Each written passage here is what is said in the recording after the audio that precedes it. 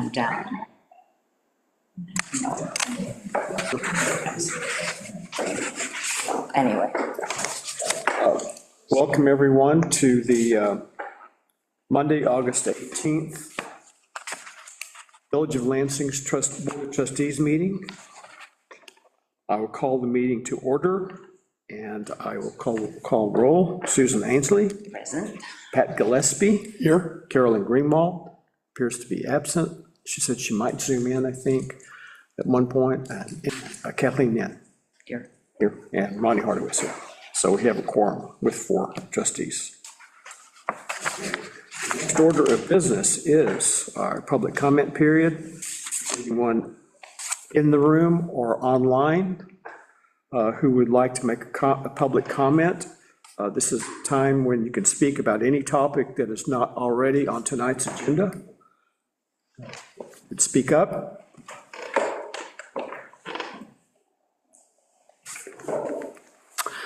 Seeing none and hearing none, I will move that we close the public comment period. Second. Susan Ainsley seconds. All those in favor say aye. Aye. Okay. Our next order of business is to approve our minutes from the August 4th, 2025 meeting, the draft minutes that Jody provided to us. Has everyone had a chance to review those minutes? Yes, sir. I will move them then, and is there any discussion? Just as corrected. Concerns? Yeah. Okay. Okay, no other comments or concerns? All those in favor of approving? Who seconded? Oh, I'm sorry. I think Susan did. Susan did. Sorry. You beat us to it. This is part of the flow. Right. Part of the flow. With the maybe on. All those in favor of approving the draft minutes from August 4th, 2025, say aye. Aye. Okay, those are approved. Okay, the next topic of discussion is to cancel our September 15th meeting of the trustees. Who are the 3 who are going to be at NICOM, Jody? Pat, Carolyn, and myself. Okay, so we could have a quorum of trustees if 3 of us needed to meet, though, right? Yeah? So should we not cancel it and just make it available if needed?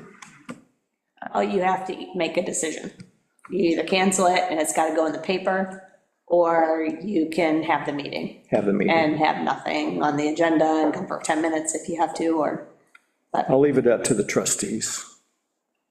Kathy, do you have an opinion, Natalie? No, will there be a meeting in September then? Because isn't just Labor the Day? Thursday meeting thing. Yeah, because there won't be a meeting on Labor Day. Right. Yeah. Yeah, Right. so there would be nothing but the new meeting. Just the new meeting? Yeah. I'd be open to keeping it if something were to come up. I think we should keep it.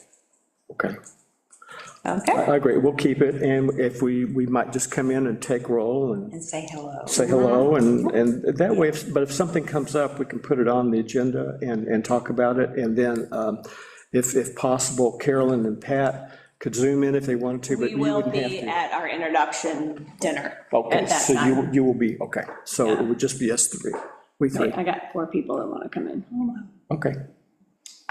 Scott. And there's Carolyn. Oh, okay. Oh, Carolyn's on. She is. Hi, everyone on Zoom. Sorry, we didn't see that there were people They waiting just came to. on. We went through the call to order, public comment period, and approved our minutes from August 4th. We were discussing the topic cancel September 15th, 2025 trustee meeting. We decided that we wanted to go ahead and keep that meeting in place in case something came up that had to be discussed. We could get a quorum of 3 trustees if needed. It may be a very short meeting that night, but since our Labor Day meeting, first meeting in September would be canceled, this would cancel our second evening meeting, and the only meeting that month would be our Thursday noon meeting, which might be problematic for topics that come up during the month. So just to let you know. I guess we don't really have to vote on that, we just decided to, okay. All right. So our next topic of business tonight would be the 20 Bomax presentation. Alexander? Mike, yeah, Mike's on. Oh, yeah, sure. How are we gonna, do you have the PDF, I think, right? Do I? Yeah. Pretty sure I did. You got distributed. It's the one you distributed to us, Okay. So my point is, can we share it with these guys, or? be on this machine. I can't do it on that because I don't have it. It's all. I have it on here. Right, There. yeah, that's what I can't get I it to know. that computer, on my computer. You have someone online that has it? You can share, share I screen. can email it to you real quick. if you- I can't get Oh, there. yeah. I wonder if I can share. Can Mike share? Mike is at home. Yeah, Mike. He's Mike- not here. Mike won't be able, Well, I know, it's on. Again. Is there I one? should have stayed on Zoom. Jody, do you want one? I don't know. Yeah, sure. Well, you distributed it though, right? right, Yes. we got electronic copies. All right. Well, so how do people online feel about us going ahead and kind of understanding that they have electronic copies available?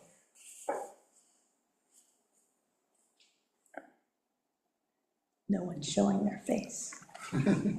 On mute.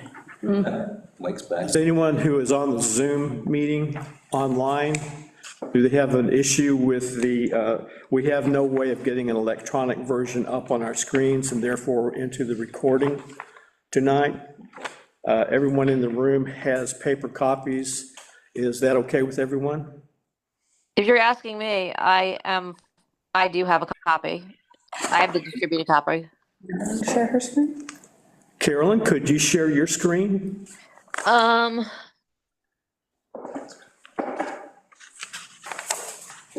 Yeah, I was gonna use my phone because my computer's almost out of batteries, but if I switch over to my computer, Oh, never mind then. Actually, hold on, does this computer has a USB drive presumably, right?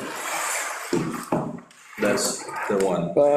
Maybe not. I think It might be all all be used. of our ports are used for the camera. There's one right here. Oh, is there one? Yeah. Okay, let me see if I Yeah, one, sorry. okay, just, sorry, I thought it would be. Jody, I'm also gonna log in with my computer, so if I get there first, then I can also share screen. Okay.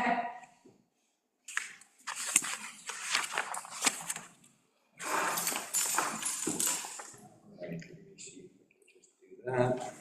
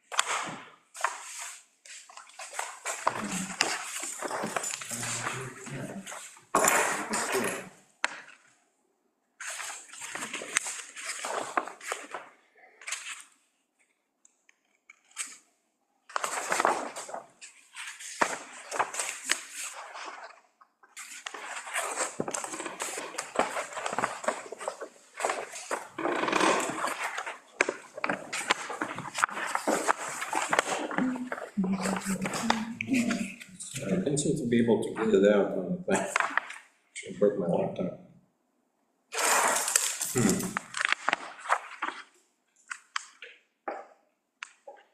You join the Zoom on that. Zoom with, Is there Wi-Fi here? Yes. Oh, okay, what's the Wi-Fi? I can totally join Zoom on that. Village of Lansing, what's the, Lansing 2405.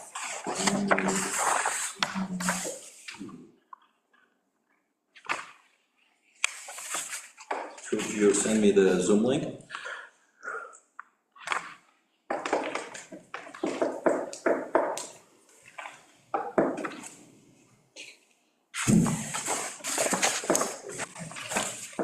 Do you remember who sent out that email? Jody? Well, what a, I don't know if it came, Mike forwarded it, or did you send that directly to me? I think Mike, You and Mike. I think Mike forwarded it.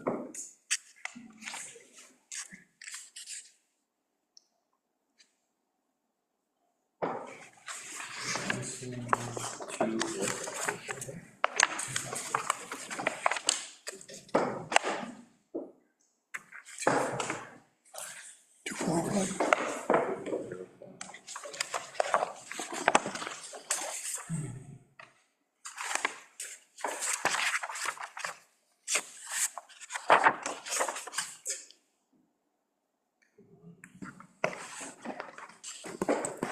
So, I have it from Jody. do you just want me to send it back to you, Alex? No, Zoom, just a Zoom link. Our Zoom link. Hold on. Right, for the meeting. Oh, that's okay. Okay, I'm in. Yeah, if you could just send me the Zoom link, that'd be great. Just be sure to turn off your microphone. Right, Yeah, mute yourself. right, yeah.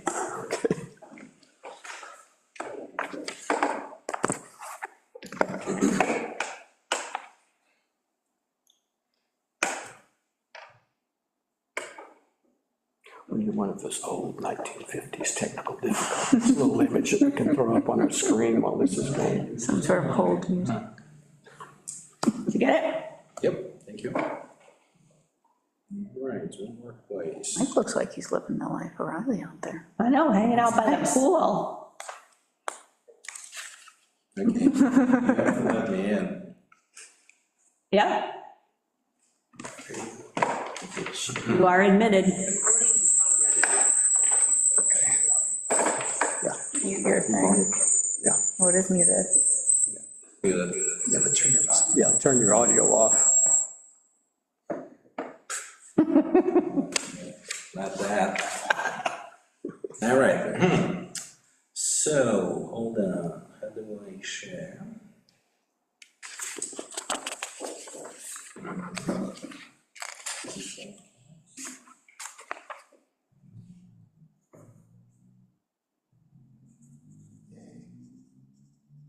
All right.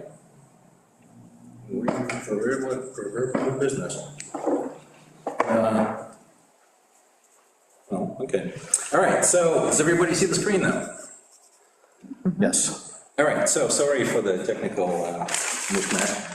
So obviously we had a couple of meetings. We had actually a kind of a consultation with Mike and the mayor, something, 3 weeks ago.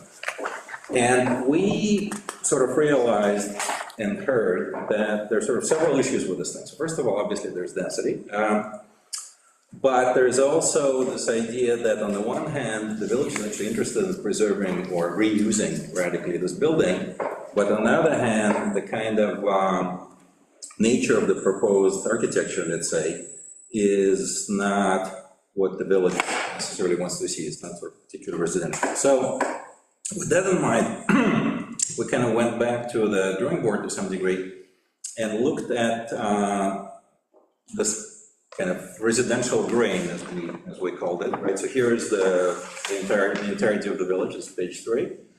Here's the zoom in, showing the kind of the immediate neighbors and the existing factory in the middle there.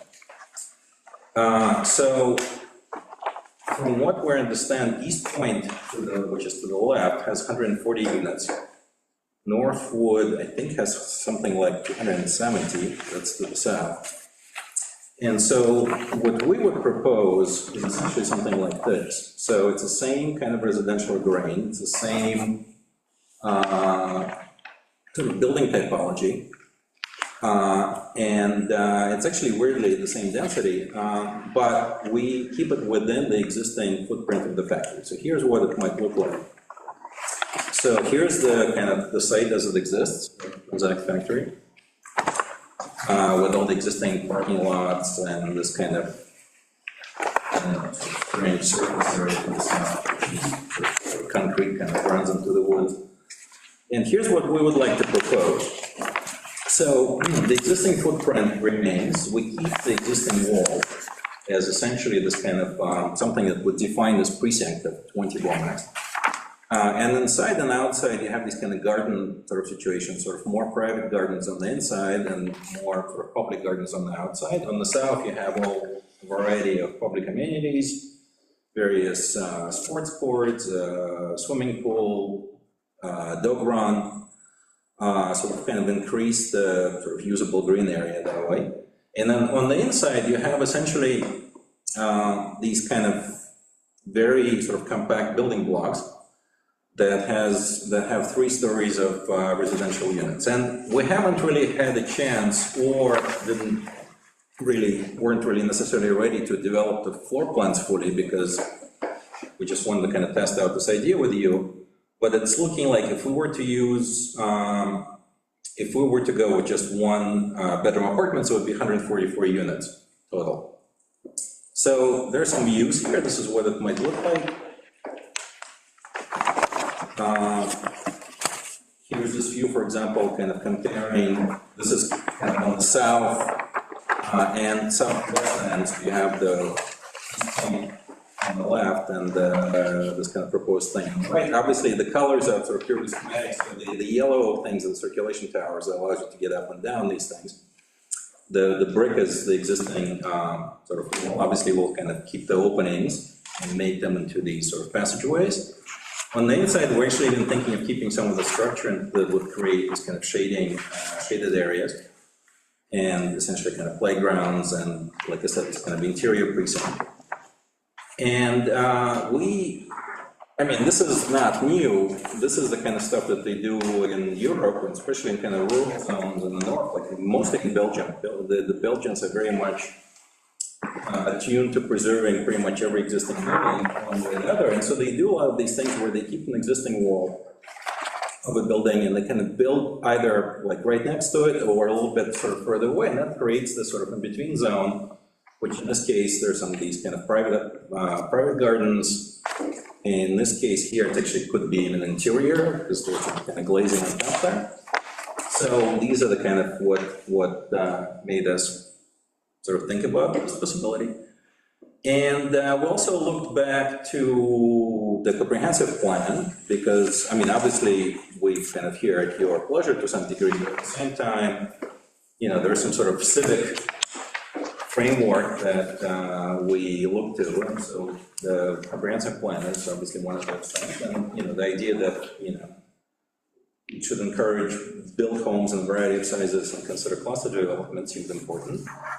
And the idea that should support zoning strategies, private initiatives, and so on and so forth, to develop housing appropriate in size, location, accessibility, and cost for many different types of households seemed important, and allow flexibility in residential density to comprehend, to complement established neighborhoods without necessarily duplicating lot sizes and layout seemed also kind of inspiring.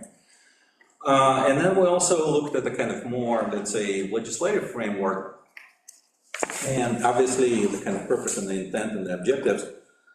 So the objectives specifically were, I think, really happy to see that we're essentially kind of meeting all of them, right? So the idea of the maximum choice of the type of environment, maximum choices of housing, lot sizes, the idea of more usable space, more convenience, flexibility, preservation of trees and drainage ways, and topography and geological features, creative use of land, efficient use of land, development patterns with harmony along the objective for the comprehensive plan, we just talked about, in a more desirable environment that would be possible through the strict application. I think that sort of goes without saying, because, you know, the strict application of this chapter, we would essentially be there.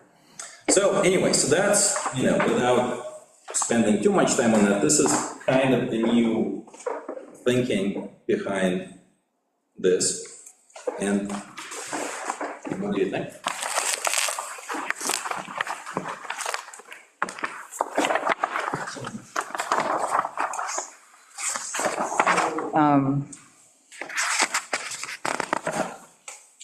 I certainly like the idea of reuse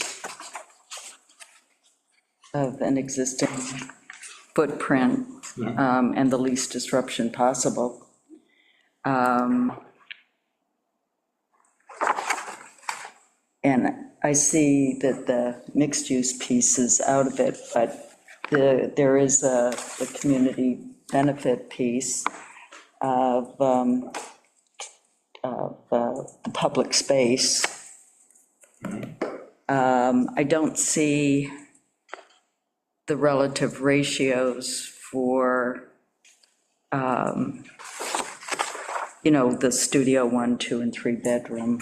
Well, like I said, we basically laid, we didn't really have a chance to lay this thing out. Right. And like I said, neither did we feel necessarily the need at this point yet to really kind of spend the time and effort to lay out every single architectural plan, but we based it on the idea that every single one is one bedroom. So that's where the count comes Right. from. So once we introduce a mix, the count will actually be less.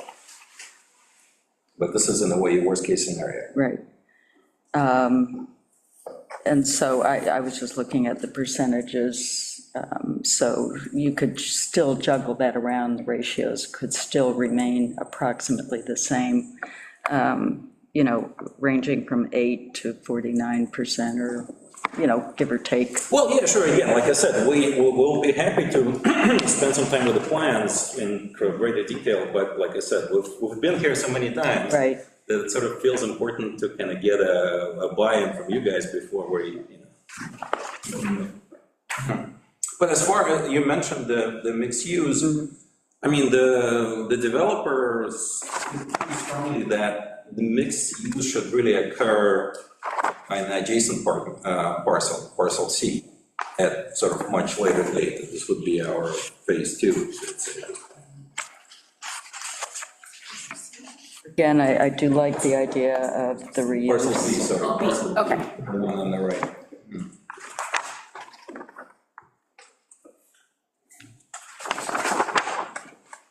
So the reuse of the existing footprint does align with the comprehensive plan.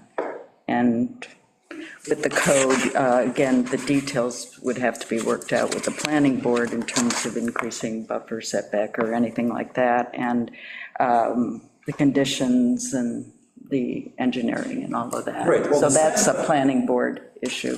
Yeah, you mentioned setbacks, so on page 2, we sort of outline the basic setbacks, which is essentially based on the existing, what's already Right. there, right? So we can see what we're kind of proposing, and we can look at it closer.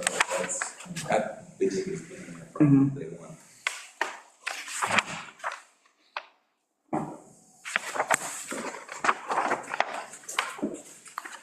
I just have a clarifying question.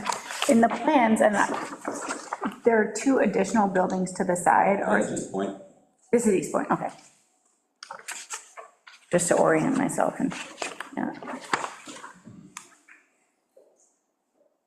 And these are steel supports between the buildings? well, that's the existing structure of 20 Bomax, we'll keep that. Leave those there.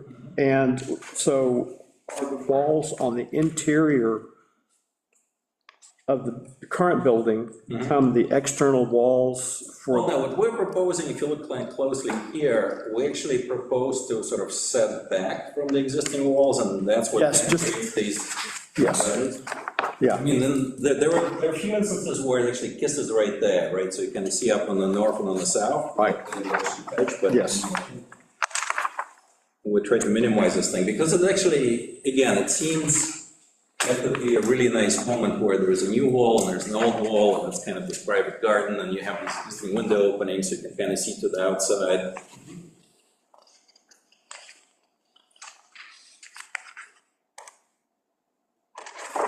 I think aesthetically, it looks very creative. And it looks very appealing so far, but we still have a major, major stumbling block that we just should start with every time, which is density. The the law for the PDA allows for 25% over the zoning, and even if we gave it the most generous interpretation, the number of units is the critical factor that we should start the conversation with, because that is where if we follow the law, which we are bound to do, the limitation, I believe, according to Mike Scott, is 101 units. Now, when you count 144, it's one-bedroom units, but probably you don't even want to do 144 one-bedroom units. Probably you want to see a variety. And Yes, perhaps definitely. when you see that variety, you'll get to the magic number, which I believe, according to Mike's calculations, and I'm sure those are accurate, is 101. I'd like to see those calculations, actually, if you, it'd be kind of great to understand where you're coming from on that. By the way, we actually looked closely at the Shannon Park Plan development area, and that one allows actually a greater density than the HDR. So just as a kind of, as far as precedents are concerned. Well, I wasn't on the board when when Shannon Park PDA was approved, and I don't know what laws were in place at that time. It's possible the code has changed. A lot of things have probably happened since then, because that was in 1986, so that was a long time ago. I just gave him a copy of what Mike sent all of us. Right. Yeah, no, where that, that's the HDR. Well, I mean, it's a long time ago, but it's still an active, it's part of your, like I said, I don't know when this happened, but I'm like, you can actually read it, right? So it's still in there. No, my point is, it seems like PDAs, at least historically, enjoy a sort of, a certain flexibility here as opposed to, because, well, first of all, I mean, we're talking about HDR, this thing is not even zone HDR, right? So we're in this kind of gray, sort of strange loop, which we keep falling into.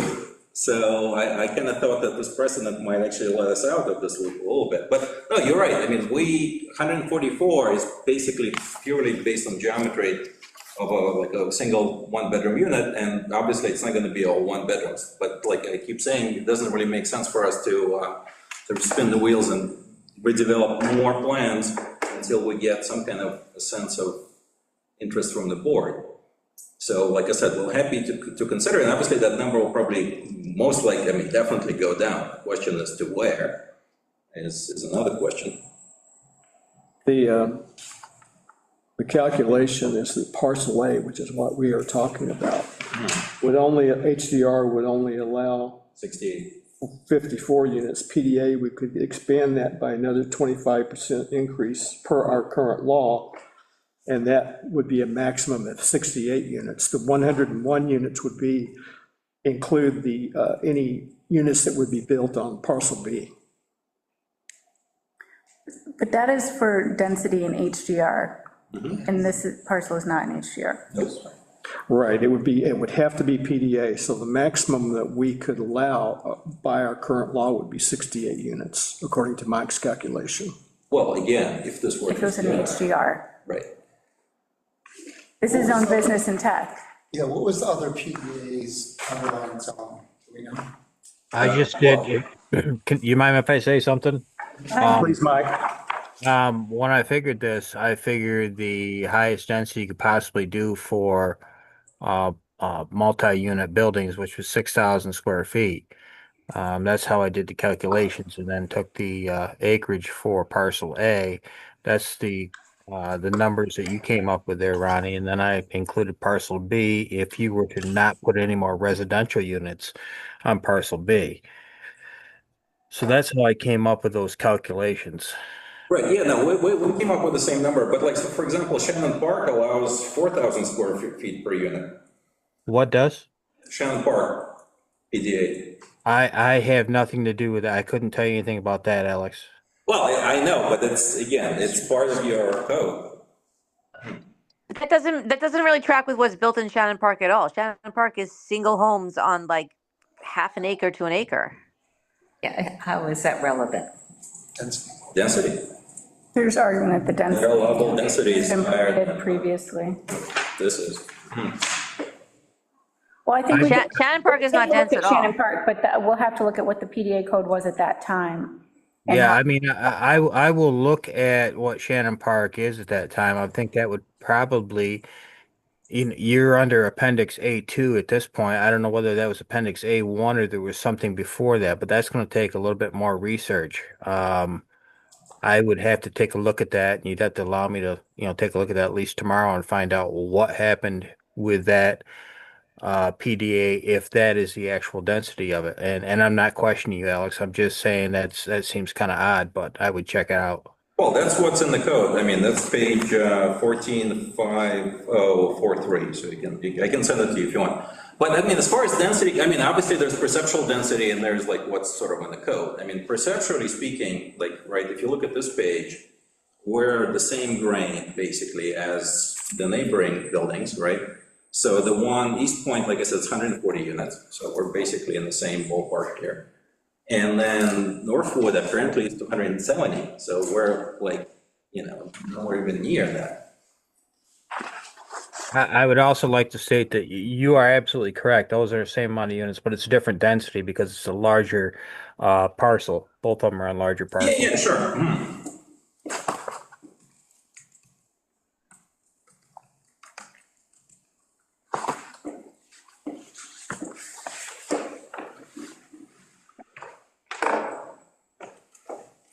Well, again, just to kind of make another point, I mean, none of this is something kind of in a way on uncharted territory here. Reuse of existing factory is not something that you've done, obviously, and that's why there's no precedent, there are no comps, and I understand that there is something else there, but at the same time, like I said, we kind of contain to the existing footprint. We're sort of trying to kind of do all the things that we hear from you guys, but obviously this kind of reduction of units at some point, and I think we're pretty much at that point, results in this idea that this thing is just no longer feasible as the idea of reusing of the building, because these things are.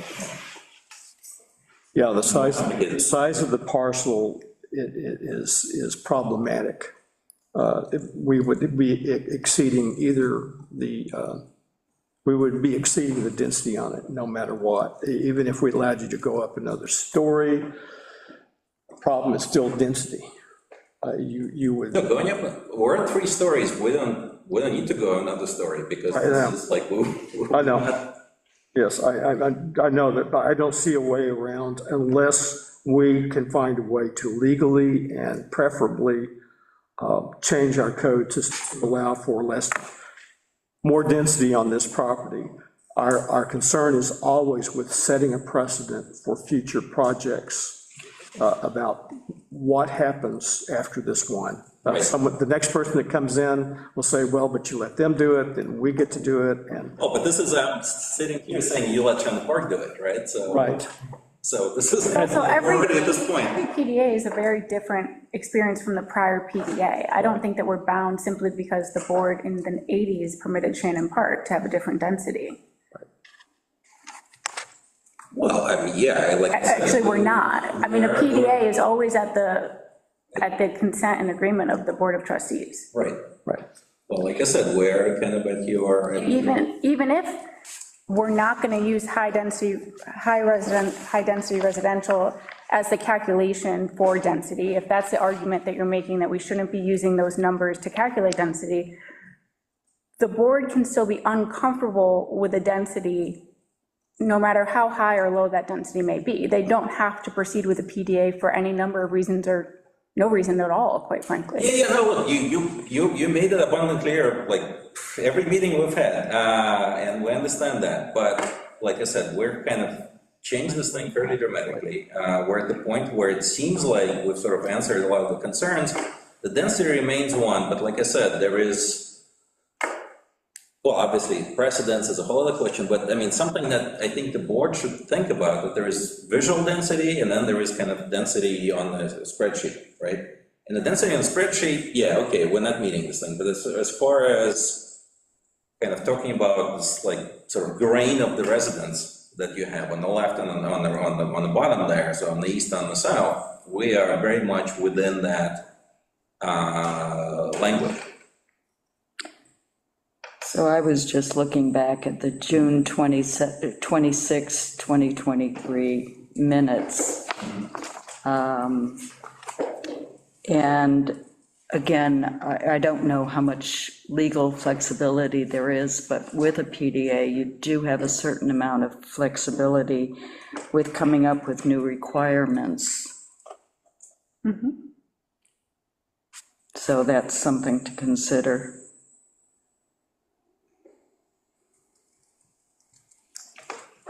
I mean, I also note that PPA says that it may go up to 25% above the density. We're not required to allow that. It's just a permissive, if the board was inclined to go that high in density. It's not a must. So it just establishes an exterior parameter. It's not a requirement. I don't see anything in the Shannon Park PDA that indicates the density numbers that you're looking at. I see that one unit residential buildings require a lot size, a minimum lot size of 24,000 square feet. Look at number, And look at, E. townhouses require a lot size. I mean, I don't see anything about density in this But in PDA. that's how density is calculated. So like HDR is 6,000 square feet per unit.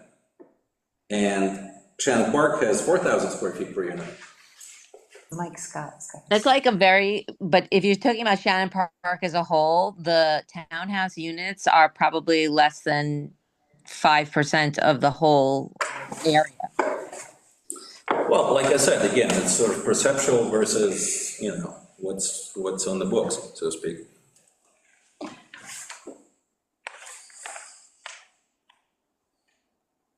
Mike, Yeah, you hear me okay? yes. Yeah, I'm just kind of throwing out something here, Alex, that you've got 144 units and you've got them as studios or one bedrooms. I mean, Yep, obviously the math is if you turn them into 2 or 3 bedrooms, you're going to take up some of that other space, so your units are actually going to go down, of correct? course, yep. Okay.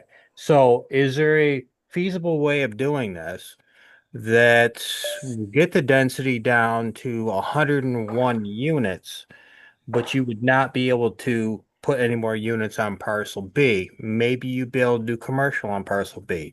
I'm just throwing this out here as a possible solution, whether it would work or not. I mean, I personally doubt that, but we can talk to the developers about it. I mean, did I explain that? Yeah, that makes sense, makes sense. But so you're basically combining A and B, right? And you're applying the HDR density. Well, again, the next question is why can we not apply the Shannon Park density for that matter, if we're just looking for a number to apply?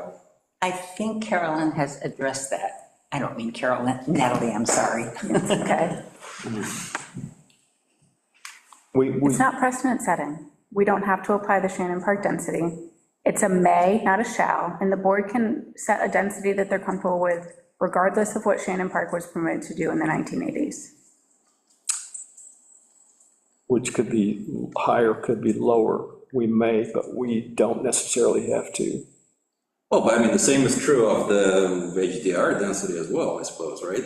We're talking like, I mean, we're not even HDR, we're like on like such a sort of swampy ground here that it's not. But the board has explained how they've arrived at the number that they feel comfortable with. Right. So regardless of your agreement to that number, it's the board's discretion to set conditions on the PDA that they want to see move forward. Well, okay, so if tomorrow we show up with 100 and, what's the magic number here? 101. With 101 units, the board will be happy. Well, there are other issues with that parcel. Which are, Sewer units. Yeah, we understand that. We gotta get past this piece before we go on to the next. All right. I mean, if we're gonna move the target around, Okay, but that's this isn't going very far. You do have sewer units available. Absolutely. Right, so that's, I mean, that's not an issue from a PDA point of view. It's from a, town use, town approvals point of view. I think the bottom line is you gotta decide what the bottom line is on the density side of things. and you guys set your PDA thresholds. And then we got to decide, then we take that back to the developers and let them decide if that's sufficient for them to continue. Because, as you reduce the density, obviously, the cost, you lose your value. I mean, Understood. it might be easier just to do something else with that parcel altogether that's as a by right. Right. Just please make sure that they understand that the 101 is a parcel A and B allowed combined density number, and then in which case, great.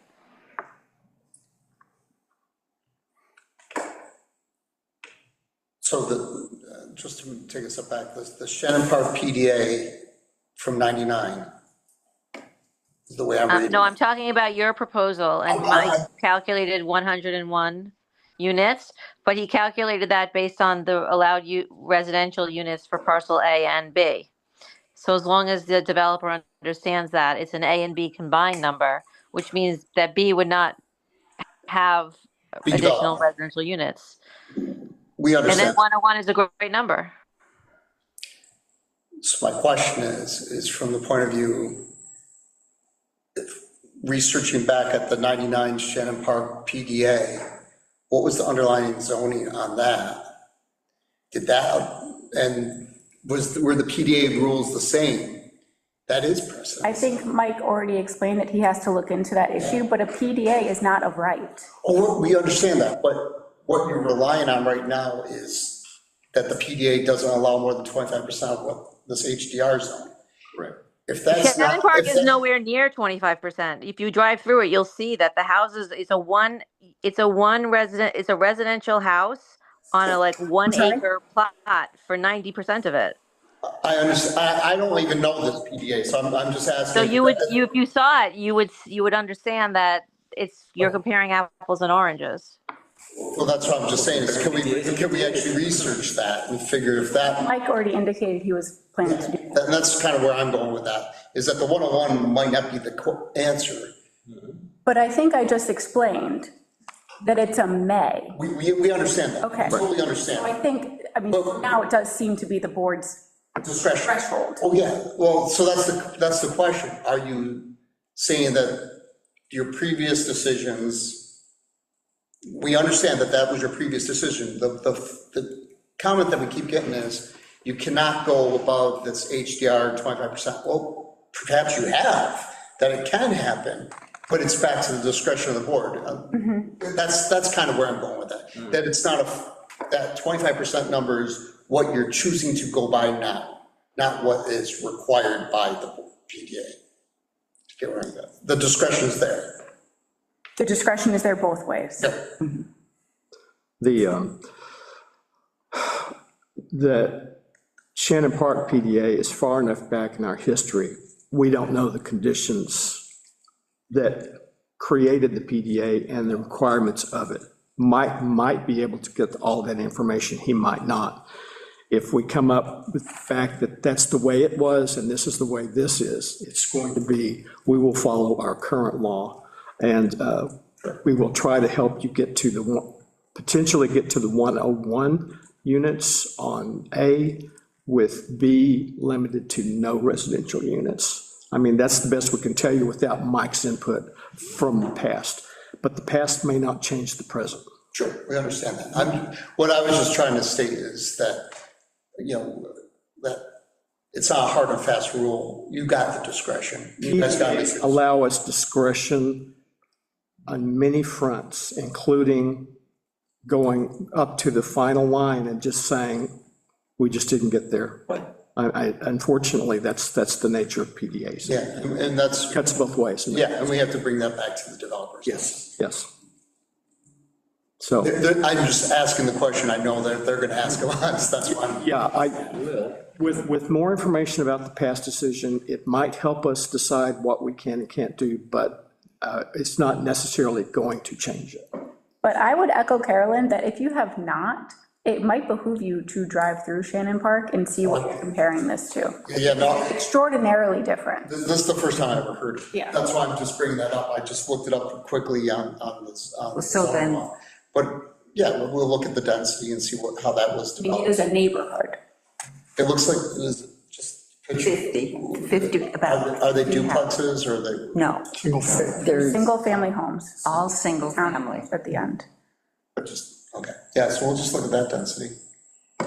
It's not all single-family homes. It's Townhomes. 90% single-family homes Right, correct. with 2 streets of townhouses of density nowhere near this.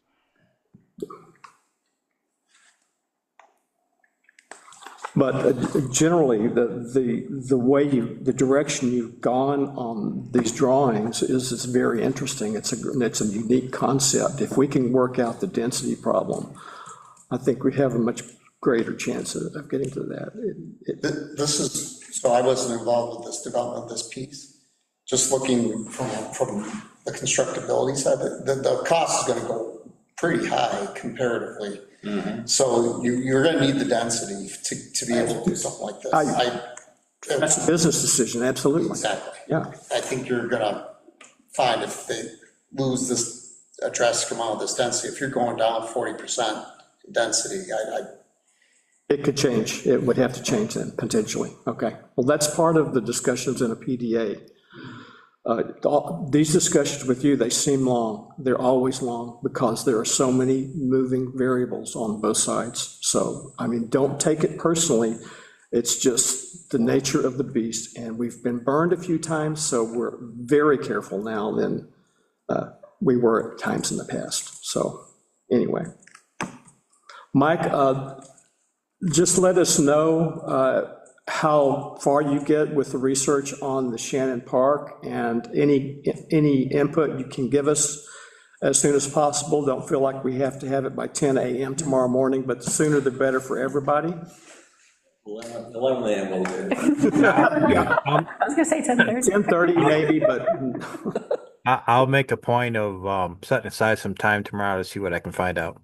okay. I know it's gonna be a lot of information to go through, historical data that's in various formats potentially. So just let us know if you need a delay too. You won't know until you get into it. I will be blowing the dust off a lot of things. Okay.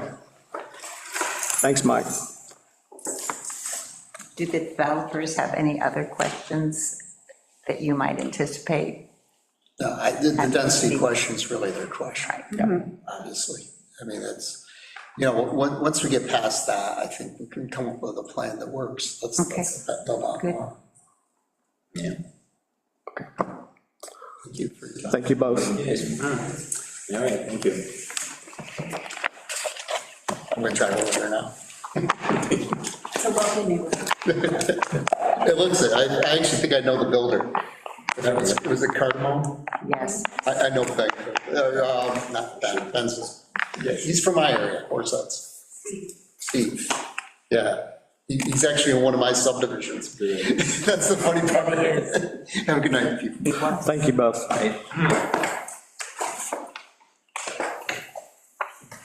Okay, our next topic is just general discussion. We will go around the table. Carolyn, I'll start with you since you're on Zoom. Do you have anything to report?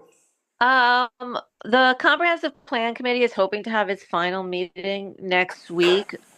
Edit just the sustainability section. Kathleen wanted to revisit that. When I'm done with that, Pat, I'm hoping then I can just send it to you and you can be like the compiler. Okay. Okay, great. And believe me, whatever stylistic, I love a full justify, but I'm gonna just let you decide. Gives you a lot of power. Center. Everything, Carolyn? I think that's everything, thanks. Okay. Yeah, how about you? I don't have anything. There was a planning board meeting last Monday, but I missed it. I haven't had a chance to look at the Zoom yet, so. Okay. Thanks. Susan? Just to be certain, the water increase is 6%, but Fulton Point is increase they're hoping is going to cover the cost of building the reserves for raw water treatment. And that's going to affect beginning of the year, correct? I think so. Jody knows when new rates. January 1st, it usually doesn't affect us until the April billing. Right, okay. One thing I don't know, there was an article, I can't remember which of the local newspapers, online newspapers, talking about the town of Ithaca, or the city of Ithaca, the changes they were planning on their water treatment plant was about 100 million. After a meeting with DEC, they're thinking about requiring more stringent The nitrogen? nitrogen, yes, more stringent processing of nitrogen in water, and the technology for doing that is very expensive. It will double their plant costs. Yeah, they've been talking about that for a while. Yeah, so their guess is it's going to go from 100 to 200 million. So there's a reason that Belton Point needs to build a reserve at some point, because they may be forced to do the same thing. Okay. Kathleen? Let's see, the Town of Lansing Conservation Advisory Committee met on August 6th. The next meeting is going to be with the Town Conservation Advisory Board. They've been discussing the Climate Smart Communities program and the plan to move forward, and open space conservation plan. And they had an interesting presentation on the unique natural areas with Ms. Ailstein. And that's all on their website. This afternoon, the Tompkins County Core Advisory Group met, and David Whalen, who is New York State Independent Living Council Emergency Preparedness Committee Chair. He's been involved with FEMA trainings, and he's starting a new position with the state September 11th. He spoke on emergency planning and incorporating accessibility and functional needs into all aspects of planning, and for recovery as well, after any kind of disaster or emergency. And then Jeff Dunn talked about Tompkins County's plans and the Community Organization Active in Disasters Group, COAD. Right now, they're just in the formation stage. So they had their first meeting in July. It was kind of a kickoff at the library. And then they had a presentation with the Chamber of Commerce, their roundtable presentation. And then September 24th, they're having an in-person by invitation. And what it is a whole variety of stakeholders from nonprofits, business sector, healthcare sector, education institutions, faith-based, and others, to be part of this planning process. What else? Basically, they're using a matrix.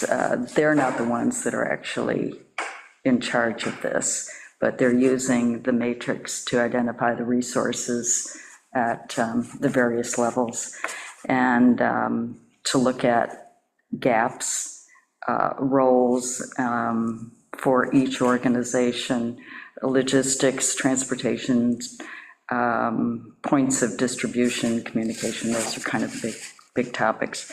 And then September's National Emergency Preparedness Month, and on the 13th, that's the Airport Day and the Preparedness Expo, and there's going to be a blood drive at the Health Department, and then citizen preparedness training. Usually you have to register for that, ready.gov. And then there'll be tabling. So 7 is the pancake breakfast, 7 a.m., and 8 a.m. is the 5K run, and then 9 to 1 is the tabling and demos. and the core advisory group will have a table. So, that's it. Oh, noon, Friday, August 22, Habitat for Humanity is having kind of a celebration to open house. Yeah, okay, and that's it. Shelby, do you have anything for us tonight? Okay. Just give me a chance, just in case. Never get a chance. We've been prepared, found something. Well, see, I did that right, didn't I? Oh, I know, I do have something. Did everyone look through the July month-end statements, and did anybody have any questions? No, I didn't. I was gonna ask, is that hard for you to do? Is it fairly simple to do that for us? I have to do it for my books, it's just, you want to Giving save us a a tree. Right. Well, I was just thinking if you could maybe send us an electronic version. I found it very interesting. I saw things in there that I don't see because it distills it down into one spot. It's not multiple meetings. I was thinking maybe asking you to do that for us once a quarter. Electronically? Yeah. just I can do it electronically. every month electronically, sure. Not every month, but every quarter even, just so we can see it. And then if we. Well, I do it every quarter, but I print it for you every quarter. Oh, you print it? Yeah. On paper. But I don't remember all of the details behind the, interesting. I'm gonna have to go back and look at mine, because I saw the first pages, I remember, but not the details. Okay, I'll go back and look. So hold off on that then. I'd love to share my work. Yes, I know. So, whatever you want, I will give you to look at. I liked it. It was very informative for me. So thank you. Yeah. Thank you for that. And if anyone has any questions, ask, because it's very complicated to try and figure out, wait a minute, what's going on here? What's this code? What is the, Yes, So I'm happy to explain it. right. Or, just say, Well, I do plague you with questions. You're a good teacher. I am learning. Okay, the other topic is our migration to the .gov domain. We heard from HPM. They've given us a quote for about 4 hours of work. It's going to cost us roughly $480 for the migration. Todd contacted our hosting service, Motion Hosting. What they're recommending is that we've already got our domain name. It's been approved and assigned. There are a couple of things I need to do, like putting in a security email where if someone wants to contact our domain for a security purpose, it would go to a security focused email address within the domain. And then that would be circulated to whomever we would want it to be forwarded to. And another is to potentially set up a second administrator for the site, just in case something happens to the main administrator. So those types of things, we don't have to have those done, but at some point they recommend that they be done. So we're looking to set up a schedule within the next couple of weeks to pull that trigger. What we will do is we will migrate the current website into what's called an add-on domain. It's physically within the same server. It's just a new folder specifically for the website. Everything will be transferred there. They will turn on they will make live the website through, you don't need to know. They will make it live. And once it's live, we can start testing it there. Once it's all tested, we will just use our old website domain name, the email addresses, as a forwarder for any people that try to send a .org email in. It's automatically forwarded to the .gov. So for a while, both spaces will exist on the server, but at some point, once we're all tested and we're sure it's good, we will remove all of the information on the .org web space except for the email addresses that will last probably for a year or so. That's usually typical. So that's the process. I just wanted to give you a heads up that it's going to be happening. I'll try to keep everyone informed, and/or HPM will do that. So, and thank you, Jody, for getting them to pull the trigger. Yeah, and to me, 4 hours and $480, that seems Like a like park. nothing, It's not, It's like nothing. you know? yeah, It's great. it's basically $120 an hour. If they Yeah. go to 5 or 6, it's still a pretty good Yeah, price. well, looking at some of the other quotes that came in, talking about a couple $1,000s to turn it over, I'm like, Those sites that I investigated yeah. want you to move into their server space and set up a whole new site using their platform for information. It's very similar to what was the platform we were thinking about for our code. It's similar to that. They would restructure everything. So, not this point, so maybe somewhere down the road we might, but no. So anyway, that's gonna happen in a couple of weeks, and I'll let everyone know when it happens. At that point, I will make .gov email addresses for anyone who wants one. If you've got a .org address, it will be moved to .gov. If you don't have one and you want one, let me know. I'll create one. So. What do you recommend? I recommend having one. I use mine, it's for certain communications that I feel are more official. Others that are kind of more friendly, I use my Gmail account. But just be aware that if anything's foiled, they're going to get both your private and your village address, because you're never going to be able to keep the two completely separate forever and ever, and they're going to want to check. So there's no protection in just having a .gov, because if they know you've sent one email from your private email address, they'll foil that too. So just heads up. Oh, Mike's got a question. Mike? No, Ronnie, just a question on that whole situation, going from org to gov. Are we going to be, I guess, how do we notify people? I mean, is it going to automatically be sent over? Like, you move and you get mail That's forwarded and all that kind of stuff. Does that work out the same way? That's a good question, Mike. That's a good question. I'm going to rely on HPM telling us what the best way to do that, to make sure that, because they have done this for the Village of Cayuga Heights, and we'll see what they recommend. Yes, we will need to be sending emails out through our .org email addresses that says that your email address has moved to the new .gov domain. Now, we might be able to do that with a robot type email that picks up the email addresses and sends it out to everyone. But if not, then it will be the responsibility of us to monitor those.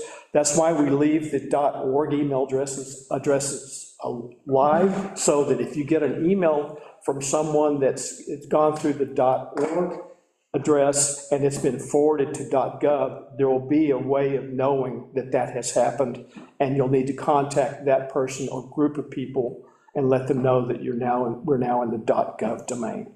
And a lot of people should be expecting this, because so many municipalities are now required to do this. So it won't be a big surprise, but it's always a big headache.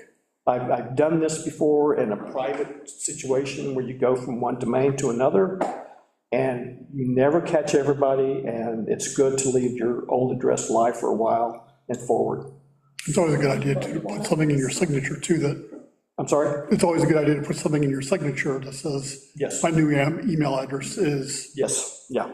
Or even to put it Yeah. up before you start that. But That is the Effective .org date. addresses have an auto reply added to them?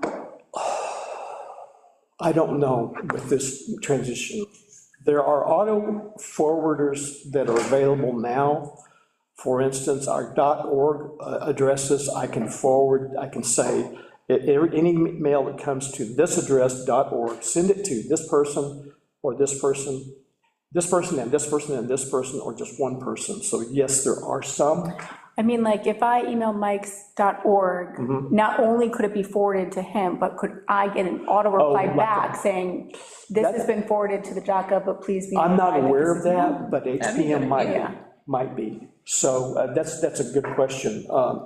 I don't know the whole process going to .gov, and there are some limitations about what you can and can't do within the .gov domain because of security reasons, so it may prevent us from doing something like that, but we won't know until we get started. And as I get information, I will forward it on. You'll get sick of emails from us, but it will be temporary, I promise. Thanks, Ronnie. I mean, I'm sure this is not groundbreaking, but me personally, I'm a tech dummy, so I just needed to ask the question. All of us are tech dummies, it just depends on what level you are. So everyone in this room is a tech dummy at some point. So anyway, I just let you know, and that's my thing for tonight. So, any other topics, Madeline? Thank you, I want to thank you for speaking up tonight, you did well. Thank you. Okay, then I will move that we adjourn, I need someone to second. Second. Kathleen seconds. All those in favor say aye. Aye. Good night, everyone. Bye-bye, all.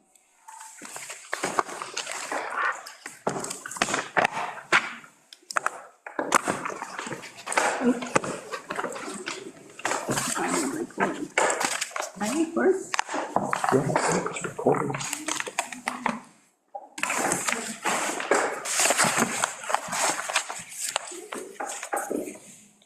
Will it disappear under more?